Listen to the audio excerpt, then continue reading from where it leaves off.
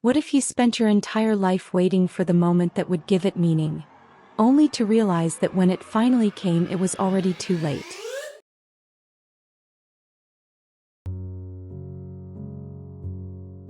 A young officer walks through the narrow streets of the city at dawn. His uniform is freshly stitched, his posture filled with hope. He believes the true adventure of his life is just about to begin. His name is Giovanni Drogo. He has been assigned to a place no one really wants to go, the Bastiani Fortress. A lonely outpost on the edge of civilization, facing an endless desert. When Drogo first arrives, the silence of the fortress unsettles him. Yet deep inside he carries a secret hope. Perhaps here he will become a hero. Perhaps this is where history will remember his name. The Bastiani Fortress stands forgotten at the frontier.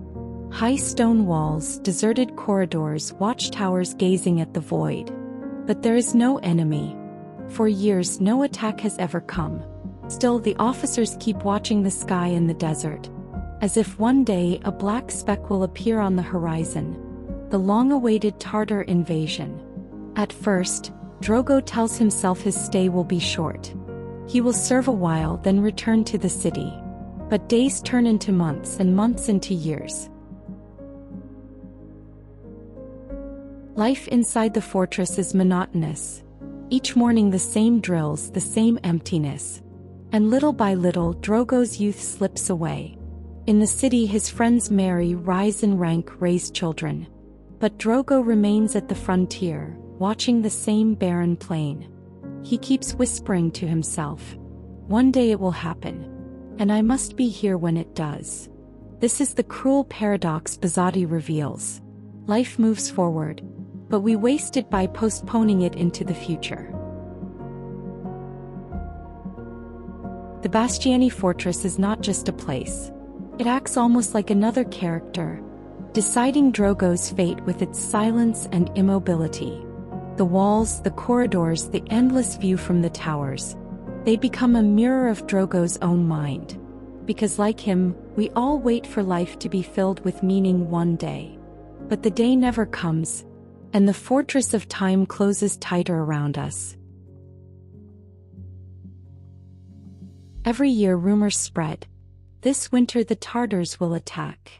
The garrison prepares, morale rises. But spring arrives and nothing happens. The cycle repeats again and again. For Drogo, hope becomes a kind of prison. He cannot leave, because leaving would mean admitting his waiting was in vain. So he waits more, and with each year life slips further away. The desert itself is a second symbol. Vast, silent, unchanging. It stretches endlessly like time. Drogo stares at it for years. At first he sees promise in the horizon. Later he sees only the reflection of his wasted youth. The desert does not attack him, only waiting, and in that waiting it devours him. Decades pass. Drogo is no longer young. His body weakens, his face carries the marks of time.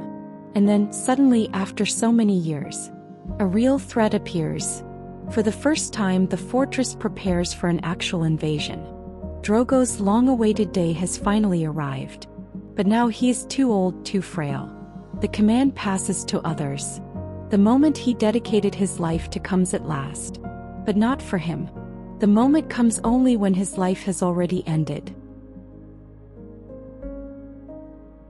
Drogo's story is not just the story of a soldier. It is the story of all of us. We spend our lives waiting for the perfect opportunity, the right moment, the great event. And while we wait, the present slips away.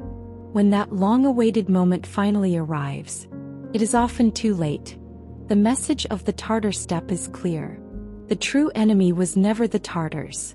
The true enemy is time itself.